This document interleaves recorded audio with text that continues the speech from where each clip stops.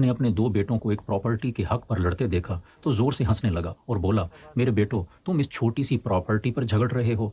आओ मैं तुम्हें एक खजाना दिखाऊं। वो एक बहुत बड़े और बोसीदा मकान पर पहुंचे जिसमें कबूतरों ने जगह जगह घोंसले बनाए हुए थे। बाप ने कहा, मेरे बेटो, मैंने अपने भाई से झगड़ा करके ये मकान हासिल किया था। मेरा भाई मुझसे रिश्ता तोड़कर हमेशा के लिए मुल्क छोड़कर चला गया। कुछ अरसा बाद इस गांव में एक खतरनाक वबा फैल गई। सब लोग गांव छोड़कर चले गए और यहाँ की हर प्रॉपर्टी बेकीमत हो गई। बाप ने अपने आंसू पूंछते हुए कहा, मैंने ये मकान जीत कर अपने भाई को खो दिया। फिर वक्त बदला और मुझे ये मकान भी खोना पड़ा। मेरे बेटो, याद रखो, इस दुनिया में कोई भी मकान हमेशा रहने के लिए नहीं होता। बिल आखिर हर मकान को छोड़ना पड़ता है। तो फिर एक आर्जी मकान के लिए अपने कीमती रिश्तों को क्यों कुर्बान किया जाए? तुम जिस मकान के लिए लड़ रहे हो उसमें भी एक रोज़ कबूतर अपने घोंसले बना लेंगे। दोनों भाई बाप के पांव पर गिरकर मुआफ़ी मांगने लगे।